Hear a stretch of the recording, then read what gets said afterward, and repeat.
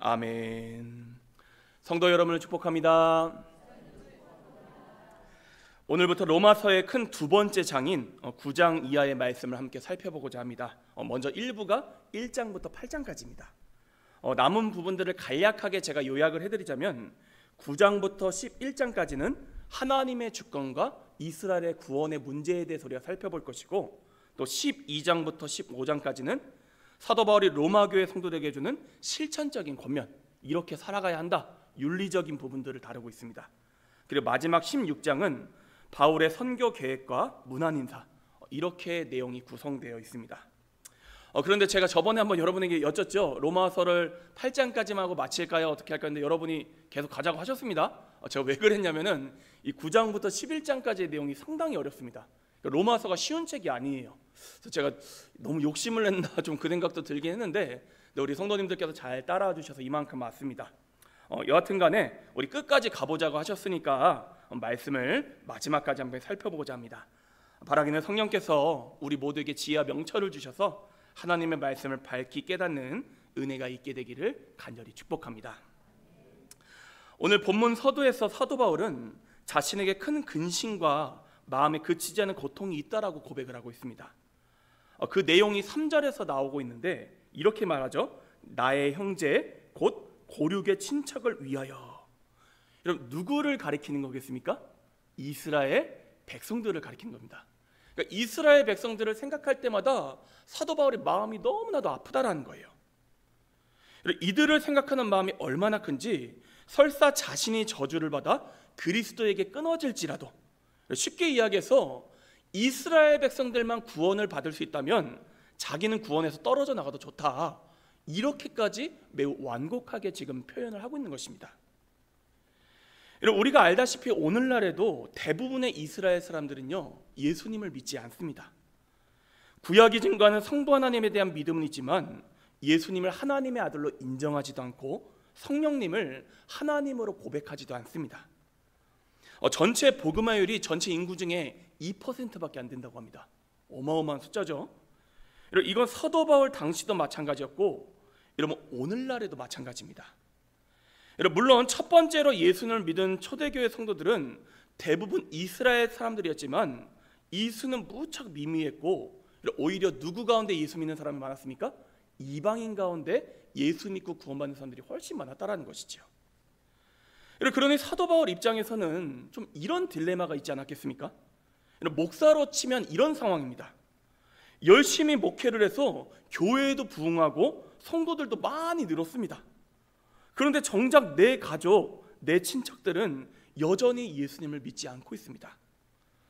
그러면 저는 마냥 좋아하기도 그렇고 늘 마음 한구석에 답답한 심정이 있지 않겠습니까? 사도 바울의 상황이 딱 그러했다는 것입니다. 사도 바울은 4절 이하에서 이러한 이스라엘 백성들의 특별함에 대해서 쭉 설명을 합니다. 이런 말씀대로라면 그들은 먼저 양자됨, 쉽게 이야기해서 택함 받은 하나님의 백성, 이걸 두 글자로 이야기해서 선민이라고 합니다. 한번 따라해 볼까요? 선민. 이 선민의식이 대단했습니다. 하나님께 우리는 택함을 받았다. 그리고 하나님께서는요, 이들에게 언약 말씀과 율법을 주셨고 또 예배와 수많은 약속들을 주셨습니다. 심지어 예수 그리스도께서 이스라엘 백성들 가운데 태어나시기까지 하였다고 말씀이 증거하고 있습니다. 이처럼 대단한 사람들인 건 맞는데, 그런데 문제는 무엇이었습니까?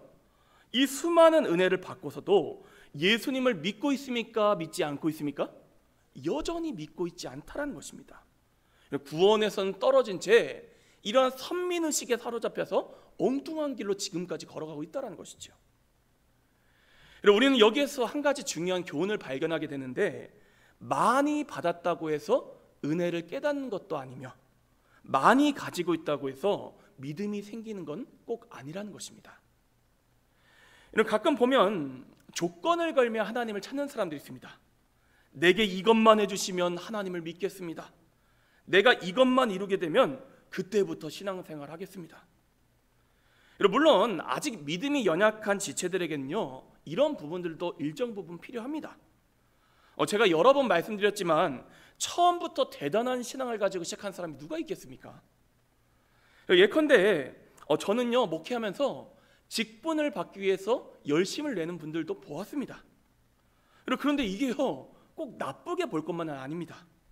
왜냐하면 그렇게 해서라도 한 번이라도 더 기도하고 예배드릴 수 있다면 이런 좋은 일이기 때문입니다. 심지어 저 이런 분도 봤습니다. 성찬에 참여할 때 떡 주잖아요. 떡. 이 맛이 도대체 뭘까? 이게 너무 궁금하신 거예요. 그래가지고 이걸 갖다가 한번 먹어보겠다고 열심히 교회에 나와서 세례까지 받았다가 나중에 직분까지 받고 예수 잘 믿고 계시는 분도 봤습니다. 그러니까 우리가 함부로 누군가를 판단하는 게 되게 조심스러운 일이라는 것입니다. 그러니 누군가가 무언가를 원해서 신앙생활을 시작한다? 에이, 저 사람 저것 때문에 열심히 교회 나오네. 판단하고 정죄하지 마시고 오히려 격려해 주시고 좋은 방향으로 이끌어주는 넉넉한 어머니 품 같은 우리 신명교회 성도님들 되시기를 간절히 축복합니다. 무슨 말인지 다 이해하셨죠? 일단 판단은 좀 여러분 유보하십시오. 왜냐하면 하나님께서 이 계기를 통해서 이 사람을 어떻게 이끌지 아무도 알지 못하기 때문입니다. 그러니 우리 넉넉한 어머니 품, 이 말을 늘 마음에 새기시기를 바랍니다. 함께 우리 따라 고백하겠습니다. 넉넉한 마음을 가집시다. 넉넉한 마음을 가집시다. 꼭 그러기를 간절히 축복합니다. 그런데 정말로 문제는 무엇이냐? 그것을 이루고 나서가 문제라는 것입니다. 한번 남성들을 보십시오. 연애할 때는요 하늘의 별까지도 따다들 것처럼 하다가 결혼하고 나면 어떻게 변합니까? 쇼파와 혼연일체가 되어 TV와 재혼해서 살아갑니다. TV가 자기 배우자가 돼요. 꼭 제 얘기를 하는 것 같네요. 아니 그때는 나만 있으면 될 것처럼 그렇게 간절하게 매달리다가 이제는 무슨 잡힌 물고기 마냥 관심이 없습니다. 무슨 이야기를 드리고 싶으냐? 우리가 하나님께로부터 기도 응답을 받고 은혜를 받는 것은 참으로 귀한 일이지만 진짜는 언제부터 시작된다고요? 은혜를 받고 나서부터. 그 은혜를 어떻게 사용하며 하나님 앞에 어떠한 믿음의 자세로 신실하게 서가느냐가 더 중요하다는 것입니다. 하지만 이스라엘 백성들은요 바로 이 지점에서 실패를 했습니다. 하나님께서 수많은 선물을 주셨습니다. 그래서 자신들이 택함받은 하나님의 백성이라는 자부심도 생겼습니다. 그러나 이 은혜가 자신들이 잘나서 받은 게 아니라 전적인 하나님의 선물인데 마치 자기가 잘나서 된 것인 양 의기양양했습니다. 그리고 무엇보다도 하나님께서 보내신 하나님의 아들 예수 그리스도라는 그 어마어마한 선물을 거둬 차다 못해 내다 버렸다는 것입니다. 그러니 저는 성도님들께서 이러한 이스라엘 백성들의 모습을 반면교사 삼으시고 은혜를 구하시되 은혜 이후의 삶 가운데서도 하나님 앞에 겸허하게 설 수 있는 겸손의 마음을 부어달라고 간절히 간구하며 나아가는 우리 모두가 될 수 있기를 간절히 소망합니다. 여러분 구하시라니까요. 여러분 물질도 구하시고요, 건강도 구하시고. 여러분 이신희 목사가 하나님 앞에 물질과 건강을 구할까요, 안 구할까요? 저도 구합니다. 아니 살아가면서 목사라고 해서 뭐 돈이 필요 없겠습니까? 이런 구하는 것 자체가 잘못된 게 아닙니다. 내가 직분을 받고 싶다? 여러분 노력하십시오. 이건 가식이 아닙니다. 아니 자녀가 아버지 하나님께 그거 하나 못 구하겠습니까? 그런데 중요한 건 뭐라고요? 받고 나서의 삶과 자세가 더 중요하다. 이를 늘 함께 염두에 두고 나아가는 우리 모두가 될 수 있기를 간절히 소망합니다. 함께 따라오겠습니다. 진짜 시작은 은혜를 받고 나서이다. 마음에 잘 새기시기를 바랍니다. 말씀을 우리가 좀 더 살펴보기로 하는데, 그런데 바울은 6절에서 이렇게 이야기합니다. 그러나 하나님의 말씀이 폐하여진 것 같지 않도다. 이제 좀 약간 뉘앙스가 어색하게 번역이 되어 있는데 이런 뜻입니다. 그렇게 하나님께 언약을 받고 택함을 받은 이스라엘 백성들이 구원에서 실패하지 않았냐? 그러면 하나님이 틀리신 거 아니냐? 그분의 약속의 말씀이 잘못된 것 아니냐? 이렇게 생각하는 사람들도 있지 않을 수 있겠습니까? 아니 그만큼 하나님께서 에너지를 쏟으셨는데 여전히 예수 안 믿고 구원에서 멀어져 있습니다. 그러면 하나님 실패한 거 아니냐? 지금 이렇게 묻는 사람들에게 사도 바울이 답을 주고 있는 것입니다. 그게 아니다. 하나님의 계획이 실패한 게 아니다. 이렇게 지금 6절에서 이야기하며 말씀을 이어가고 있습니다. 그러면서 누가 진정한 아브라함의 후손인지에 대해서 설명하는데 우리 6절 하반부를 보십시오. 이렇게 기록되어 있습니다. 이스라엘 사람이라고 해서 다 이스라엘 사람이 아니요. 또 이어서 우리 8절 말씀인데 우리 8절 말씀 다시 한번 읽어보겠습니다. 시작.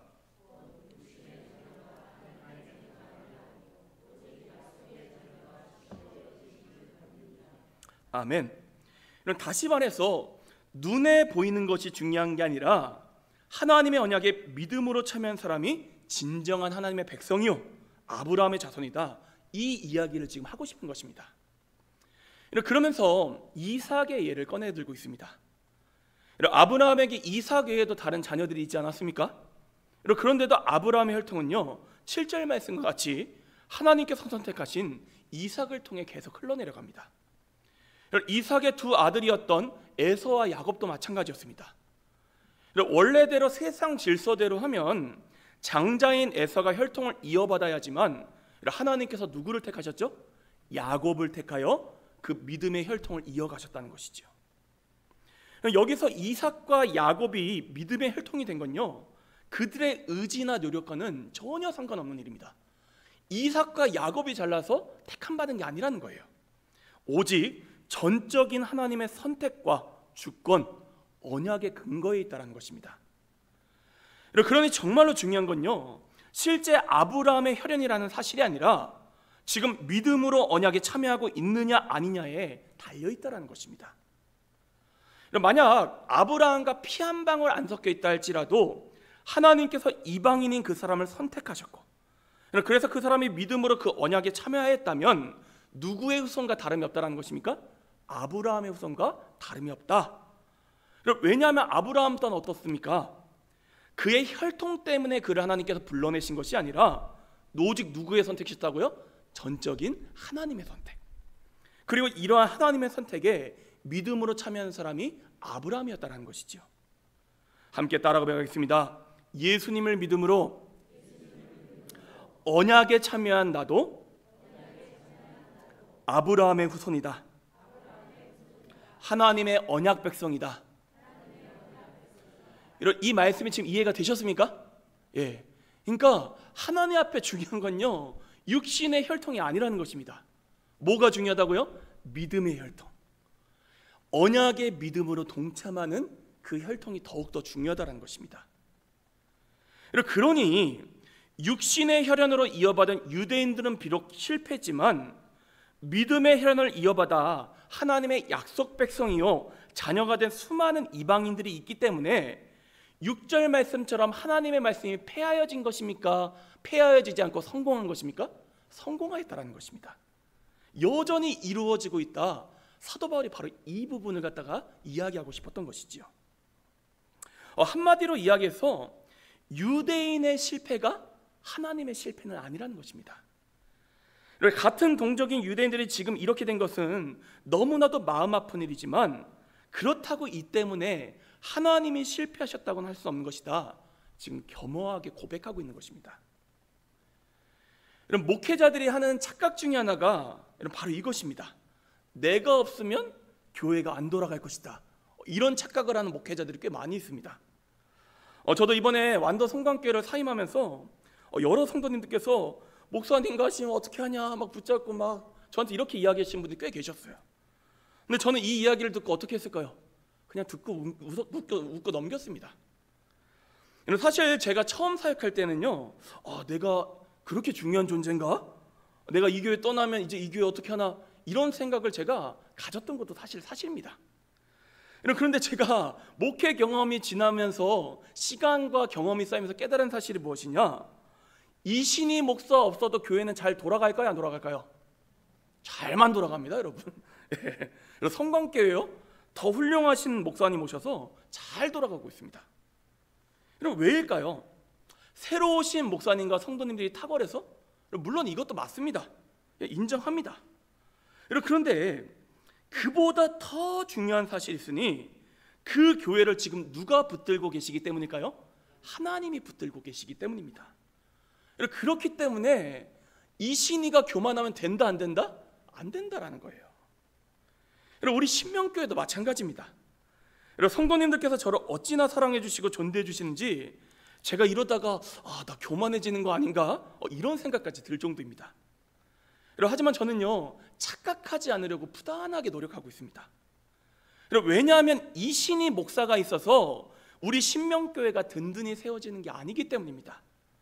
누가 우리 신명교회를 붙들고 계시기 때문이라고요? 하나님 아버지께서 우리 신명교회를 붙들고 계시기 때문이지, 이 신이 목사가 없다고 해서 하나님의 사역이 돌아가지 않는 게 아니라는 것입니다. 제가 예전에 이런 이야기를 드리면 어떤 성도님들 중에 꼭 이렇게 이야기하시는 분들이 있습니다. 그러면 목사님, 제가 없어도 교회 잘 돌아가니까 저는 이만 모든 봉사를 내려놓고 다른 교회로 가보겠습니다. 꼭 이렇게 말을 꽈서 들으시는 분들이 있습니다. 그게 포인트가 아니라는 거예요. 그러니 하나님 앞에 어떻게 하라는 것입니까? 겸손해야 한다. 당장의 실패와 어려움이 있을지라도 쉽게 포기하지 말고 누구를 의지해야 된다는 것입니까? 하나님 아버지를 의지해야 된다는 것입니다. 왜냐하면 우리가 믿는 하나님께서는 전능하신 분이시며 그 전능하신 하나님께서 여전히 일하고 계시기 때문입니다. 우리의 공로로 내세울 수 있는 건요, 단 한 가지도 없습니다. 그저 하나님의 선택과 계획 앞에 엎드리고 또 엎드려 믿음으로 응답할 수밖에 없다는 것입니다. 이제 나중에도 우리가 함께 살펴보겠지만 사도 바울은 서두에서 이렇게 이야기하지만 유대인들의 구원의 문제를 포기하지 않습니다. 이들은 여전히 마음이 완고하지만 이 가운데도 하나님의 계획은 여전히 있으시며 결국에는 이루실 선하신 뜻이 있다는 걸 포기하지 않습니다. 왜냐하면 하나님께서는 전능하신 분이시므로 하나님께서 원하시기만 하면 그 완고한 유대인들조차 구원에 이르게 하실 수 있다 없다? 있다라는 것을 사도 바울은 믿고 있다라는 것이죠. 우리 함께 이 말씀들을 기억할 수 있기를 소망합니다. 누가복음 18장 말씀인데 제가 읽어드릴 테니까 뜻을 잘 생각하면서 들으시기 바랍니다. 예수께서 그들을 보시고 이르시되 재물이 있는 자는 하나님 나라에 들어가는 것이 얼마나 어려운지, 낙타가 바늘기로 들어가는 것이 부자가 하나님의 나라에 들어가는 것보다 쉬우니라 하시니, 듣는 자들이 이르되 그런즉 누가 구원을 얻을 수 있나이까? 이르시되 무릇 사람이 할 수 없는 것을 하나님은 하실 수 있느니라. 또 로마서 말씀입니다. 율법이 육신으로 말미암아 연약하여 할 수 없는 그것을 하나님은 하시나니. 그러니 정말로 중요한 건 무엇이냐? 하나님의 뜻과 계획이라는 것입니다. 그분의 주권이 제일 중요합니다. 하나님께서는 원하시면 능치 못하시는 일이 없으시니 우리가 해야 할 일은 우리의 실패, 때로 찾아오는 고난, 이해할 수 없는 성을 가지고 하나님을 판단하고 재단할 것이 아니라 여전히 일하고 계시는 하나님을 신뢰하며 결국에는 이루실 하나님의 나라를 바라볼 수 있어야 한다는 것입니다. 저는 이 시간 우리 성도님들께 질문 드리길 원합니다. 여러분께서는 하나님께서 정말로 이 세상의 주인이시오, 우리의 삶의 주인이심을 인정하십니까? 뉴스를 보십시오. 마치 하나님이 주인이 아니신 것 같습니다. 수많은 전쟁이 일어나고 온갖 안 좋은 뉴스로 도배가 되고 있습니다. 그런데 우리 그리스도인들은 그러한 뉴스를 바라보며 세상 일들을 바라보면서도 누구를 신뢰하는 사람들이라고요? 하나님을 신뢰하는 사람들입니다. 왜냐하면 이 땅 가운데 하나님의 뜻과 나라는 반드시 이루어질 것이기 때문입니다. 우리의 삶도 마찬가지입니다. 당장에 해결되지 않는 삶의 문제들이 너무나도 많습니다. 여전히 고통 가운데 있습니다. 하나님, 내가 어찌해야 합니까? 이렇게 부르짖을 때도 있습니다. 하지만 이 속에서도 나의 삶을 최선으로 인도하실 하나님을 신뢰하는 사람들이 바로 우리 그리스도인들이라는 것입니다. 왜냐하면 하나님의 뜻과 계획이 우리의 생각보다 뛰어나시기 때문입니다. 그러니 끝까지 하나님을 붙드실 수 있는 저와 여러분 모두가 될 수 있기를 간절히 소망합니다. 하나님 앞에 겸손하게 엎드리시기를 바랍니다. 바로 이 자세가 우리가 가져야 될 올바른 믿음의 자세라는 것이죠. 그런데 어떤 분들은 이런 이야기를 하면 또 이렇게 물으시는 경우도 있습니다. 아니, 모든 것이 하나님의 선택이고 하나님의 뜻대로 되면 우리가 굳이 무언가를 할 필요가 있는가? 그냥 정하신 대로 흘러가도록 내버리면 그만 아닌가? 이렇게 물으실지도 모르겠습니다.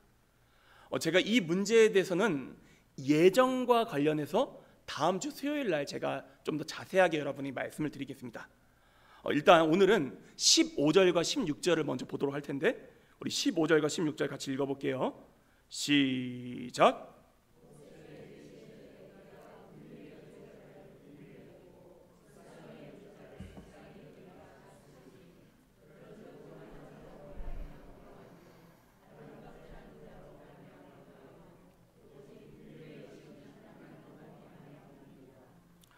우리의 원함으로 되는 것도 아니고 우리의 다른 박질 노력과 수고로 되는 것도 아니고 오직 누구로 말미암는다고요? 긍휼히 여기시는 하나님으로. 이 말씀을 언뜻 표면적으로만 바라보면 우리 편에서는 할 일이 없는 것처럼 오해를 비치기도 합니다.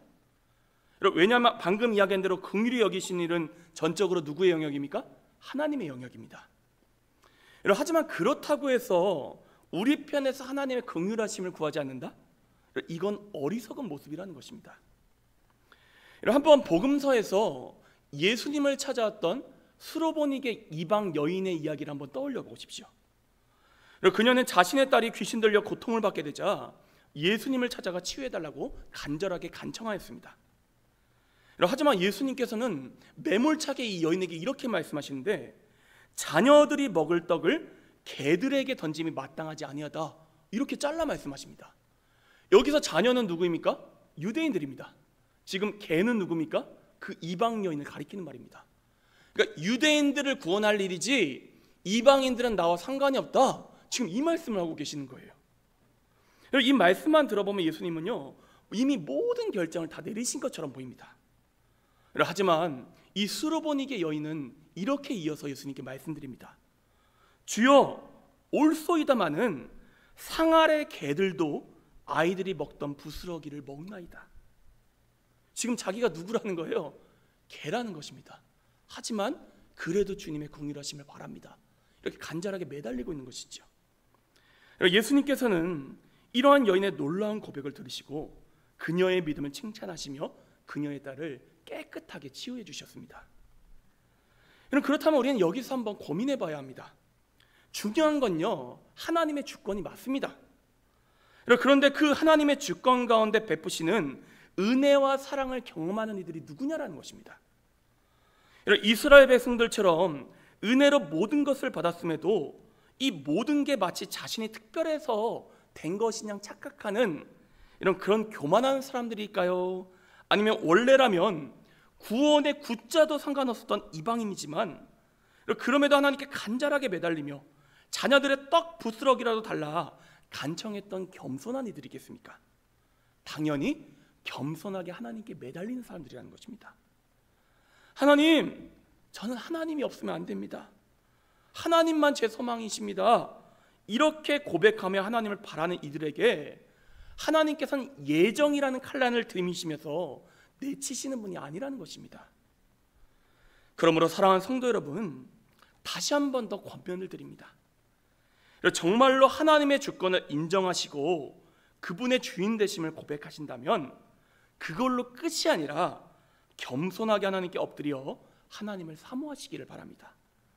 오직 하나님께만 여러분의 소망을 두고 나아가시기를 바랍니다.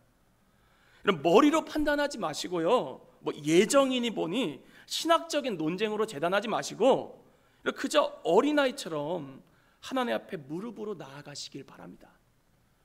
여러분, 제 자녀들이 저한테 필요한 거 이야기할 때 머리 굴리며 이야기할까요? 우리 어머니 아버님의 통장에 잔고가 얼마밖에 안 남으셨는데 제가 감히 이것을 구해도 되겠습니까? 이런 고민하면서 하던가요? 그저 어린아이와 같이 어떻게 해요? 부모에게 매달립니다. 우리가 하나님과 가져야 되는 관계도 이와 같다라는 것이죠. 그러면 하나님께서는 반드시 때가 되면 우리를 일으켜 세워주시고 우리를 회복의 길로 인도하시며 당신의 그 영원한 나라로 우리를 인도해 주실 것입니다. 이를 신뢰하며 믿음으로 나아가는 저와 여러분 모두가 될 수 있기를 간절히 소망합니다. 우리 함께 마지막으로 따라가 보겠습니다. 중요한 것은 하나님의 주권입니다. 그러니 하나님 앞에 엎드립니다. 하나님께만 소망을 둡니다. 제가 이제 다음 주에 이 얘기를 원래 하려고 했는데 잠깐만 말씀을 드릴게요. 달란트 받았던 사람들 이야기 기억나시죠? 근데 한 달란트 받았던 사람 어떻게 했습니까? 받아서 어떻게 해요? 땅에 묻어넣습니다. 여러분, 달란트를 주시는 건 하나님의 영역이지만 그 가운데 우리가 어떻게 해야 된다고요? 하나님께 매달리고 최선을 다해야 된다는 것입니다. 한 달란트 받은 사람처럼 살아가시면 안 됩니다. 하나님 뜻대로 다 하신다며, 내 편에서 뭐 하나님께 구할 게 뭐 있어, 이러시면 안 된다는 거예요. 지금 저는 끝까지 하나님께 매달리시면 간구하시기를 간절히 축복합니다. 함께 기도하도록 하겠습니다.